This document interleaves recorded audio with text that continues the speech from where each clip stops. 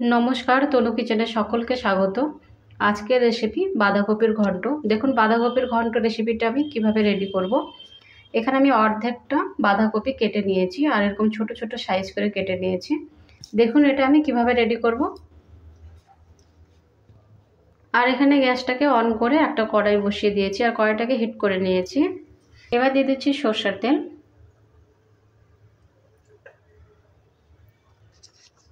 3 চামচ আমি সরষের তেলটা ব্যবহার করলাম। সরষের তেলটাকে প্রথমে হিট করে নেব। সরষের তেলটা হিট হয়ে গেছে। এবার দিয়ে দিচ্ছি দুটো শুকনো লঙ্কা, একটা তেজপাতা,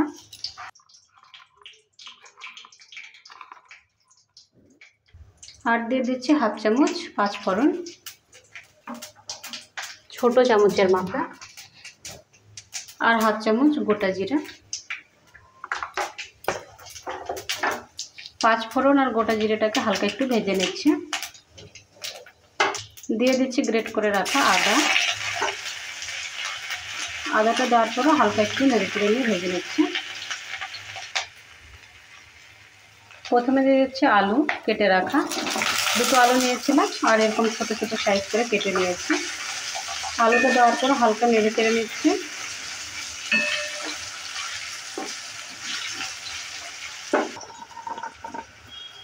আর দিয়ে দিচ্ছি এক মুঠ বাদাম। বাদামটা দেওয়ার পরও হালকা নেড়ে নিচ্ছি।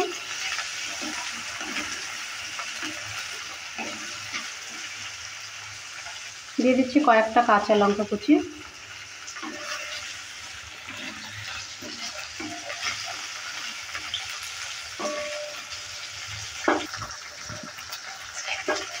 এর মধ্যে এবার আমি কিছু মশলা ব্যবহার করব।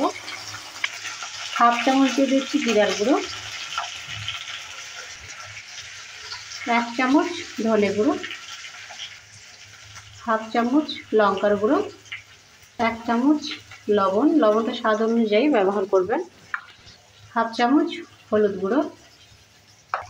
সব কিছু দেওয়ার পর ভালো করে মিক্স করে নিচ্ছি।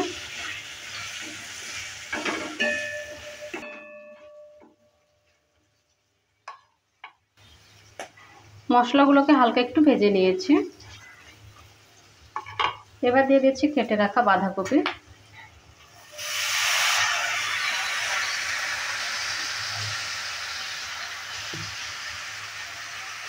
বাঁধাকপিটা দেওয়ার পরেও নেড়ে নিচ্ছি। আপনারা সেদ্ধ করেও কিন্তু বাঁধাকপিটাকে রেডি করতে পারেন। আমি কিন্তু সেদ্ধ করলাম না, ডাইরেক্টই আমি রেডি করে নিচ্ছি।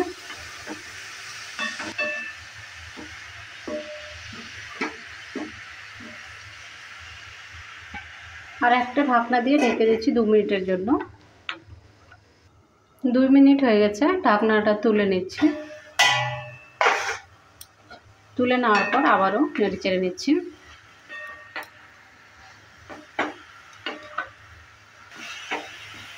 কিছুক্ষণ সময় নিয়ে বাঁধাকপিটাকে আমি কষিয়ে নেব।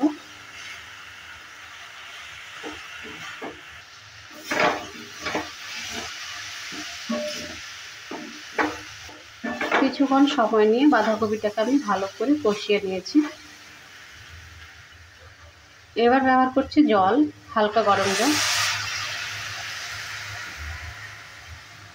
1 কাপ আমি গরম জল ব্যবহার করলাম হালকা। জলটা দেওয়ার পরও আবারও ভালো করে একটু নেড়ে নিচ্ছি।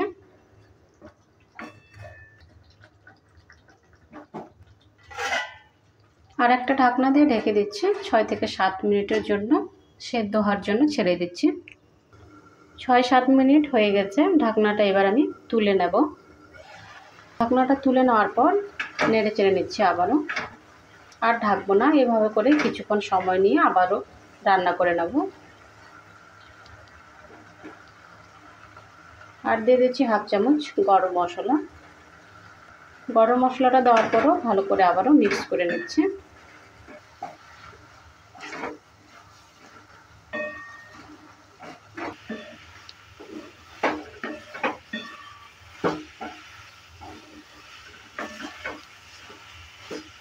আবারও বাঁধাকপিটাকে আমি কিছুক্ষণ সময় নিয়ে ভালো করে রান্না করে নিয়েছি।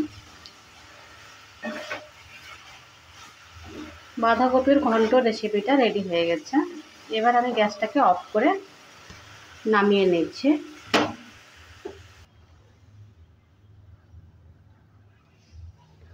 বাঁধাকপির ঘন্ট রেসিপিটা রেডি হয়ে গেছে। আপনাদের এই রেসিপিটা কেমন লেগেছে? ভালো লাগলে অবশ্যই কমেন্ট করবেন।